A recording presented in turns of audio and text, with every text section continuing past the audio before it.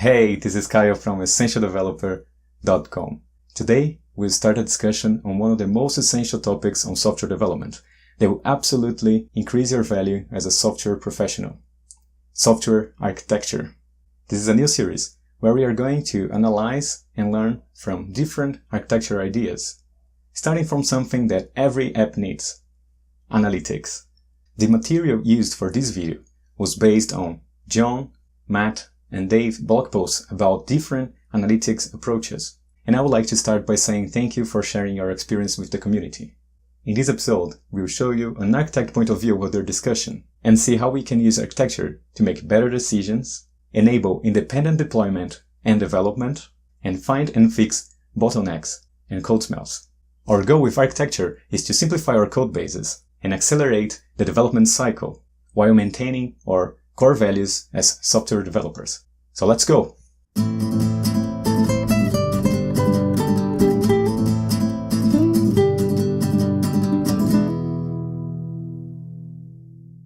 Today we're going to be talking about analytics. Analytics is something that every app needs, so it's very important that we can accommodate it easily in our apps. And a couple of weeks ago, some blog posts came out on the web about analytics, and that started a discussion in the iOS community. And some people were serious about it, some people were just joking about it, and there was a lot of good stuff there. A bunch of different approaches. Some people just prefer to inline things, some people prefer to use singletons, some people prefer to break it down into different components. Some people just think like it doesn't matter, any of those ideas will do, and many more. So what can we learn with that? I want to give you a different perspective, how an architect would look at that and make a decision. So let's dive in and show you the first blog post that started the discussion.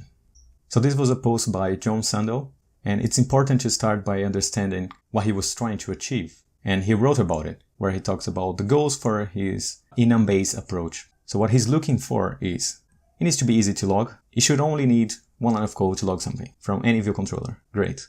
The system should support any underlying system. Great. Which means if you're using Firebase, Analytics, or Crashlytics, or if you have a custom implementation, it doesn't matter.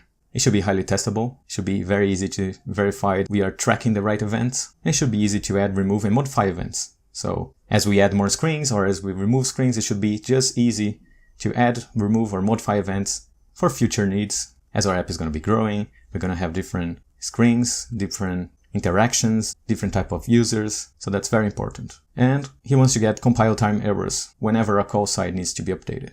Great. So he talks about singletons, third-party SDKs that can help you do that.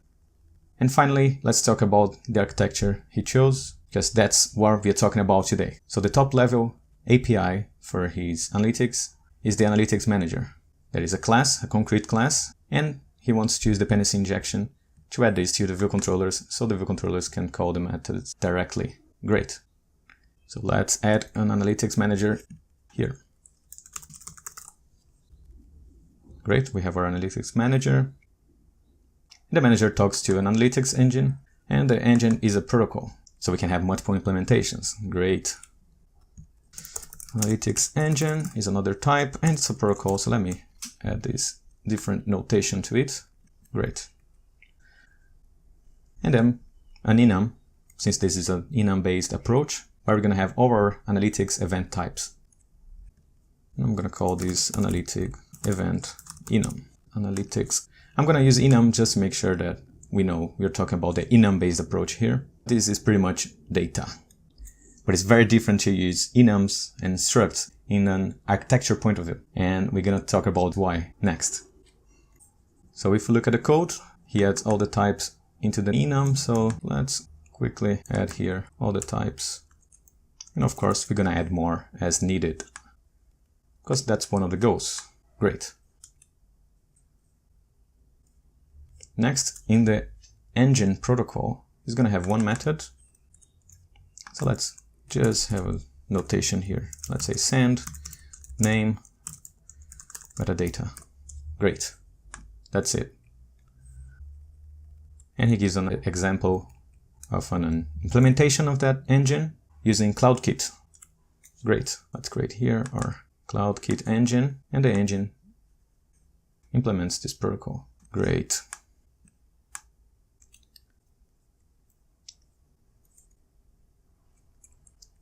So to serialize the enum into name and metadata, so here in the engine, name is a string and the metadata is a dictionary of key string, value string. So we need a way to serialize the enum into a name and a dictionary. And the way he decided to do it is to have an extension that will expose name string and a metadata string. So this is an extension. Great. So I'm going to connect these two things. So the serialization of the enum is made in this extension, and this analytics manager only exists to get the enum, extract the name and metadata from the extension, and pass it through the engine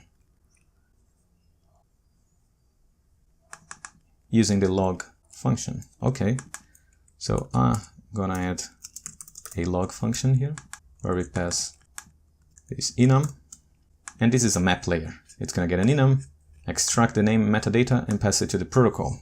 Okay, so this has a dependency here, and this sends a message to the protocol, so it has a dependency on the protocol as well.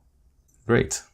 As you can see, the dependency is also injected to the manager, and here it extracts the name and metadata from the event. Cool. Now he has an example of a view controller using it. Message list view controller. Let's create this type here as well.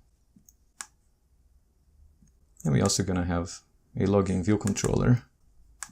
So the idea is to inject the analytics manager into all the view controllers. And every time you have a new view controller or a new event, you just add a new type here to the enum, and then you're going to have switch statements in the extension that creates the name and metadata. Then you're going to have compile errors, and you can go there and implement the name and metadata variants for the new types. So let's connect here. This thing has a dependency here. This view controller also has a dependency in here. Okay. And the view controller also has a dependency on the manager, because the view controllers are going to create the event type and pass it to the manager. So the same here. Let's connect. So this is the dependency graph for this architecture. Okay, so let's investigate the abstraction level of this architecture. The actual goal for this architecture is to separate the view controllers from concrete implementations of the engine, and also abstract the engine from the events. And if you remember the goals, we want it to be easy and be a one-liner, so the view controllers can just call log and pass an event. So since we have architecture, it means that we can separate things in modules. How can we find isolated parts? So then we can understand how flexible this is for future requirements. So let's think about this. The enum-based approach means that every time we have a new screen, we're gonna add new event types here. So in this case, we have 2 screens and we already have 7 different events. And I would imagine that we're gonna have more screens than that in the app. This might be okay for our 2-screen apps, but if I create a new view controller here, let's say my account, we're gonna have to come here and change this enum. And this is gonna generate compile warnings, and I'm gonna have to come here and change this, but I don't have to change the manager. But since the manager has a dependency on the enums, they cannot go in isolation. It has a strict dependency in the type here. That's why you pass to this function. If you want to create a component here, let's imagine we have this box that can be a module, a different project, or it means we can test this in isolation. This is what is isolated. You can see that this box isolates the view controllers from the implementation. And we can also have different implementations here. Let's say we have a Firebase analytics engine that also implements this. Great. Let me even change this color here so we can imagine like different implementations here. So here is the abstraction. We separate the view controllers don't know about this implementation, and the implementation don't know about the view controllers. But that's a bit of a lie, because every time there's a new view controller, or if we want to modify or add a new event, we have to change something inside the box. we need to change the enum and the extension, which means that there is an implicit dependency. It's not a type dependency. So the analytics manager doesn't know about the login view controller. The enum doesn't know about the message list view controller type. But every time I add new something here, or I need to change something in here about analytics, I have to cross this boundary and I have to add a new type in here. So this is not abstracted actually. And that's why I avoid using enums to represent data like this. I prefer to break it down in login event enums, message list view enums, and my account view enums. But by passing this concrete enum type, we cannot do that. So actually, the line goes here because this is concrete and it's tied to the view controllers. It's not tied to the implementation of the analytics engine, but this implicit dependency actually creates a dependency. Every time I need something new here, I need to add it here. So there is no abstraction there. And since the analytics manager has a dependency on this enum, by changing these, we need to recompile and redeploy analytics manager. Maybe that's not a problem in iOS because we don't have independent deployment, but we have independent development. We have other people working the project. So as we add more things here, imagine if you have 10 screens. We will have 50 enum types. And imagine the size of this switch statement in the enum. So this is a simple approach that can work in the beginning, but that's going to become a nightmare as the app grows, and the app will grow, right? We want successful apps with many users, and this doesn't scale. Enum-based approach to analytics does not scale, and this is going to become a pain very easily. So actually, since the analytics manager depends on the enum, and the enum changes as the view controllers change, actually the line of abstraction is here. So this is one module, and all of these should be bundled together to actually represent the abstraction level of this architecture. So just to make it this clear, I'm going to put this into boxes. And that's it. All of this is bundled together. It's a now or nothing proposition. This is isolated. So this module depends on this module. And this entire module depends on this module as well. So the actual abstraction that separates the view controllers from the engine implementations is a protocol. It's this protocol. And the event enum is the bottleneck here. You can only add cases to enums if you change the type. So if you're going to be changing this all the time, you better bundle everything together. Otherwise, it's going to be a nightmare. So the abstraction is actually in the engine, which makes me think about this analytics manager if we really need it. And those are two code smells for object-oriented programming. And maybe you think, well, I'm not using object-oriented programming. I use only functions. Okay, even if you have a functional approach to this, what's going to happen is that you're going to have a function called log. And this function also has a dependency on enum. You're not going to have an analytics manager, but by calling log, and log has a dependency on the enum, you end up in the same problem. So if you think by doing a functional approach, you are automatically safe from these architectural problems, I'm sorry, but you can end up with the same problem. So some people noticed this and they wrote some nice replies to it. And one of the proposed solutions for this problem was to use a struct-based approach. Instead of having enums that requires you to cross the boundary to add a case, remove or modify something, and then having compiler errors that will force you to go to the extension and also add it there and have a huge switch statement. By the way, switch statements in object-oriented programming is a code smell. A code smell doesn't mean that that's an actual problem. It just means that maybe there's something wrong in there. There are a lot of cases for switch statements, but this is not a case for switch statement because the switch happens in this extension. So this is the bottleneck. And actually the analytics manager acts as a middleman to extract something from this enum, but they live in the same module. So it's quite a weird abstraction here in an architectural point of view. So let's look at the struct-based approach that was also shared in a blog post. So here it talks about the problem with just 7 types. This is already getting large. And here is the interface. They're responsible for creating the event and fetching the name and the metadata. And the switch or the pattern matching happens in the enum extension. that lives in the same module. So you're not actually switching anything. You're not passing this data for someone else to switch. You're just using it for a small convenience.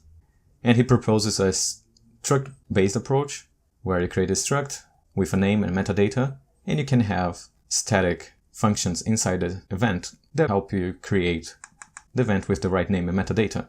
And you can also test this easily, and you're going to be adding methods here as you wanted. And you're going to still have one-liners, just like you had before. And for an architect, there's a problem here as well. So what would happen if this was a struct? And now we're going to have methods for all those things. And the name and metadata actually goes into the type itself. So we don't need this anymore. Okay, so I can call the static function logging screen viewed, and it will create an struct with a name and metadata. And I can test this as well very easily. I still have one-liners, but every time I need something new, I still have to come to the struct and add it. So this still lives together. All of those things still live in the same module. The abstraction still lives here. Nothing much changed from this approach. But a lot of things changed. From my struct, nothing stops me from moving those methods to extensions. And those extensions can live in specific modules. It doesn't need to live in the main module close to the analytics manager, which gives us much more flexibility than Enums does. On an Enum, every time you have to add a new case, you have to change the main type and then fix the extension that switches over the cases. But now, since I can create this struct with a name and a metadata, you also can move those methods and group them in different extensions. And how would that look like? I can create, let's say, an extension here with all the logging methods. And I can create an extension here with all the my account methods. Let's say change name selected, and that's it. Great. And here, let's also have another extension for message with all the types. Great. So what happened now? The event struct doesn't know about logging, messages, my account, or anything. It's just this bag of data that you can pass around, which makes it much more flexible and convenient. It can be created in different modules, so we can actually put this back here. And since this is all abstracted, it makes sense to have it all in one module. Now we are back to this, and this is good. And we can bundle these three things separately, and they can change in different pace. This can be implemented by different developers at the same time without breaking the code.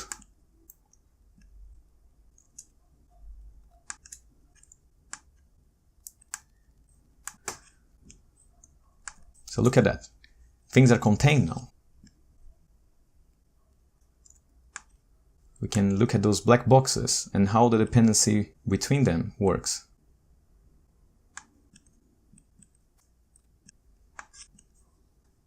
Look at that. This is a much better abstraction. And just by changing something from enum to struct, a lot of possibilities just magically showed up. And we can still fulfill all that goals. We still have a one-liner for invoking this. Every view controller has its own extension for the struct, and they can live in the same separate modules. You can test these independently. You still have the abstraction from the view controllers, from the implementation of the engine, which means we can swap this easily. And we can add new view controllers without breaking this module. We add new implementation without breaking the modules, and that's the goal of architecture. Which means we can go faster. We can test things in isolation. We can implement things independently. You can have multiple developers working in the same project without getting in each other's way. You still have compile time safeties.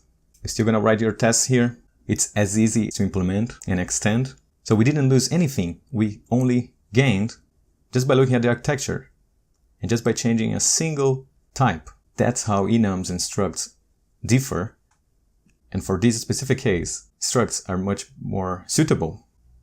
We don't even have to write any code to have this overview.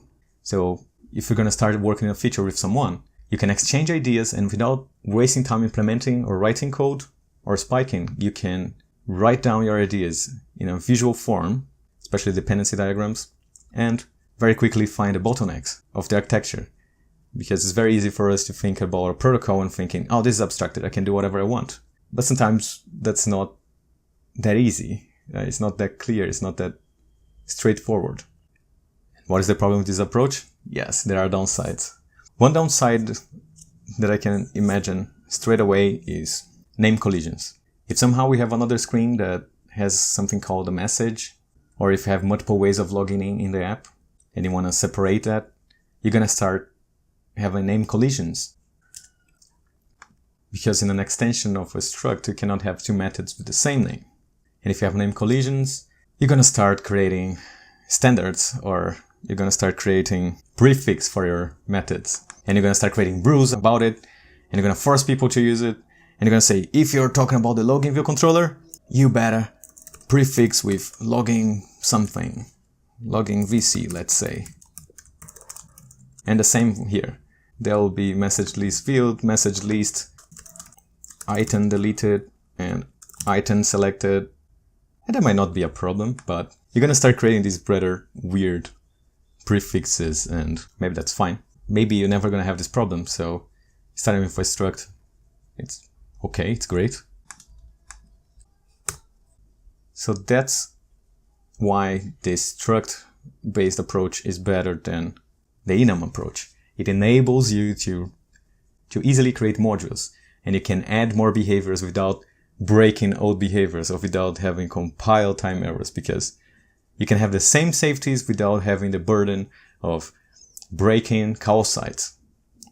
You don't want to break call sites. You want to be able to write implementations, to extend or add behaviors without breaking the code, without having to change code. If you have a good architecture, your code is resilient. And this is the O in the solid principles. It's the open-close principle. The code is open for extension, but it's closed for modification, which means I don't have to cross a boundary to add new behavior. I can just add a new behavior and pass it in, which gives you much more flexibility. And it's easier to test. You have less code to write. You don't have to be breaking code all the time. You're going to have less bugs. It's easier to work, especially with multiple developers in the same code base. You can independently deploy things without breaking others' code, without having Git conflicts all the time. So this is a good goal for architecture. This is a good trait for an architecture. And some people went further than that and said, no, enums and structs are too concrete. There is a better way.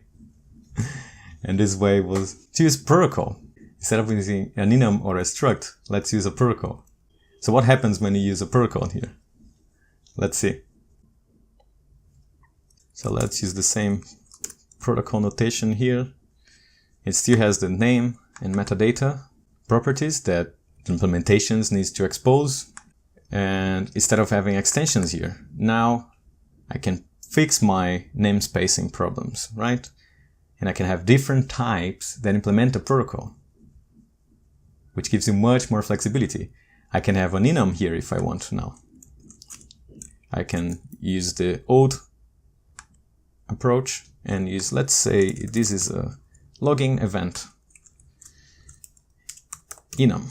So I don't have to even use login anywhere. I can just say screen viewed, login attempted, login failed, login succeeded. Great.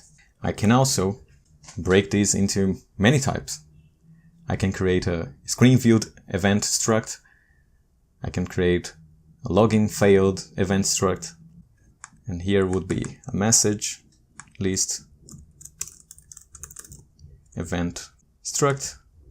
So you can have enums, you can have structs, you can have classes, you can implement these in whatever way you want.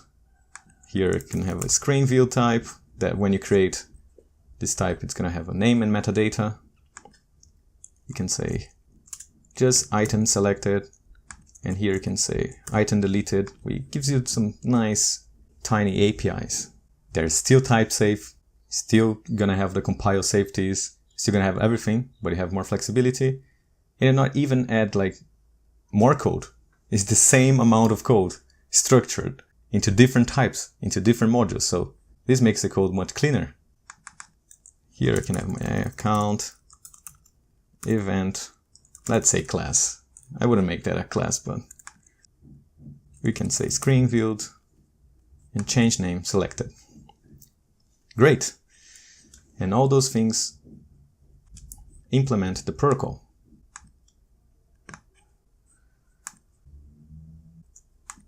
So in an architecture point of view, nothing actually changed. The abstractions are still the same. We still can divide these in blocks.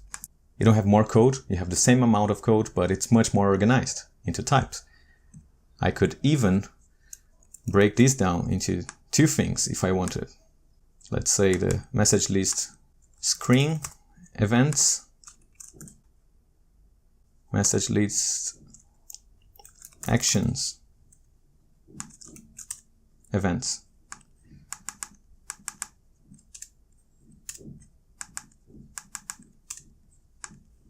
Something like this.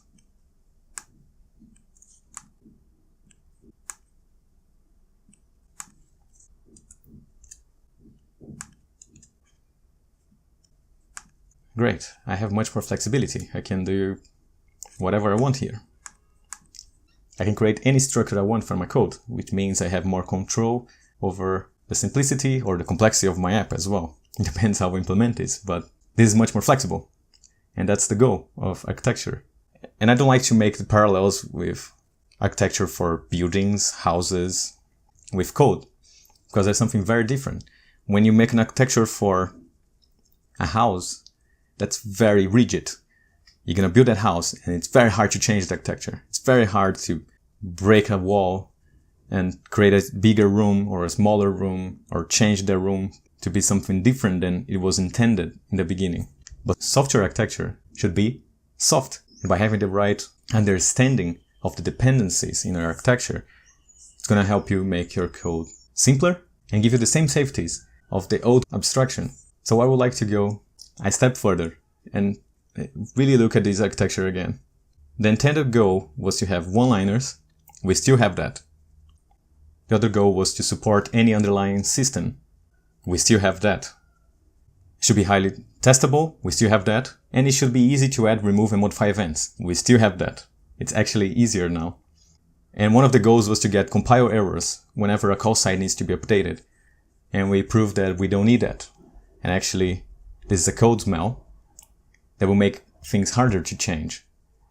Because you can still have the same guarantees without breaking the internal module for analytics, just by using protocols or the Struct approach. So I would say that by following the progression, we had the Enum approach. That was a good approach, but we made it better by using the Struct approach. And then we noticed that by using protocols, it didn't change the architecture of the code. It just enabled us to organize better our project into different types that implement the protocol. But there is one more thing that I would like to do that I think can simplify this. And the last code smell was the middleman, the analytics manager that just gets an enum, extracts the name and the metadata, and passes it to the engine. Which makes me think, do we even need this class? Our goal was to abstract the view controllers from the concrete implementations of the engine and protect the engine from concrete implementations of the view controllers as well. And all we need here, since we have our protocol, it is to move the log function to the engine protocol, and we can remove this. Now the dependencies move to the engine. And here's the implementation of the engine. The events are still here. Our protocol references the event, so there is a dependency here. But look how all the arrows point inside, and all the arrows here also point inside. So this is the point of abstraction now. Look, all the arrows go in, no arrows go out of this box.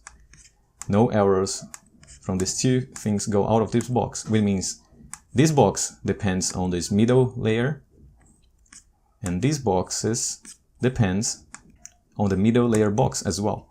Which means now here is the abstraction. This is all we needed. And that's why architecture is important. We actually achieved the same thing we had with our initial goals. We actually made it a little bit better by following the open-close principle, and we removed code. So now we have less code with a better abstraction, and I think that's a win. How would it look if I want to add new functionality here? I can just add a method here, I can add another type here, I can create another view controller, just create a different module that's completely isolated from all the other view controllers, make it conform to the protocol, pass the analytics engine as a dependency to the view controller, and that's it. That's the abstraction we need to achieve those goals. But there's another code smell here, and that is called primitive obsession. And that's when you use strings and numbers to represent concepts, and we're passing a dictionary, string. But in my experience, every time you talk with analytics, and you want to measure, let's say, prices or time or dates, you cannot just pass a string. Every analytics use a different standard. So let's say Google Analytics will require an integer to represent time, but some other analytics is going to require some ISO string version. Or when you're passing a currency, some analytics will require a double, other will require an integer. So by using strings, you're not protecting yourself against that. And I can represent anything with a string. I can pass a double as a string here.